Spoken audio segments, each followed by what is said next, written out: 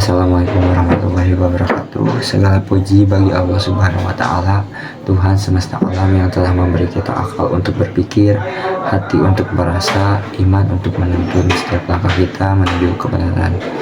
Dalam perjalanan pembelajaran agama dan etika dari sesi pertama hingga ketujuh, kita diajak memahami bagaimana ajaran Islam tidak hanya berbicara tentang ibadah ritual, tetapi juga membentuk perilaku, moralitas, dan tanggung jawab sosial manusia di tengah kehidupan yang penuh keberagaman ini.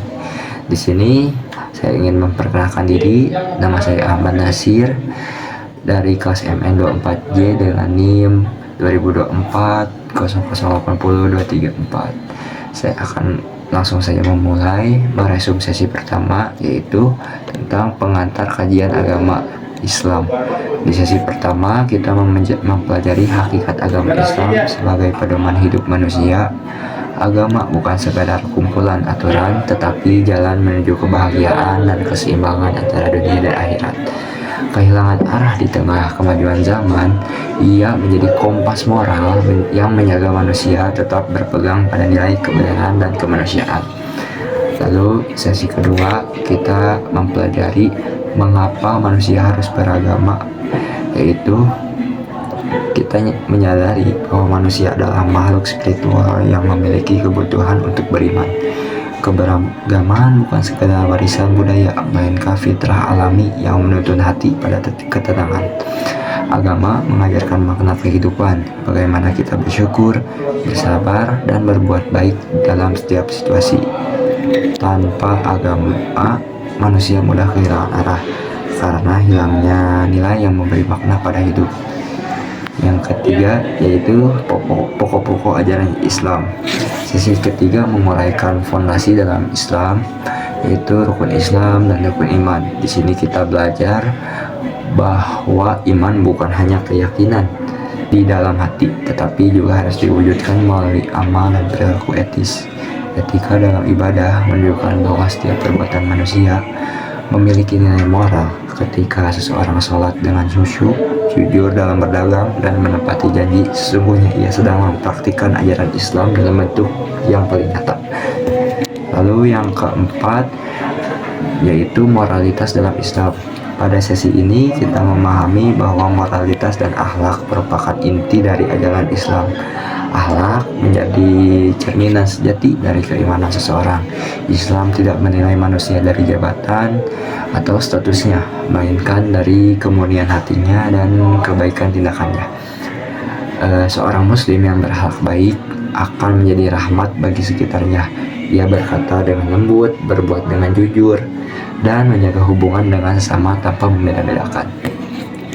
Lalu sesi 5, etika, bisnis, dan sosial.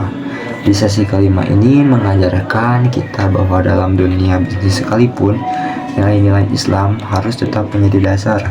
Bisnis tidak boleh lepas dari kejujuran, keadilan, dan tanggung jawab sosial.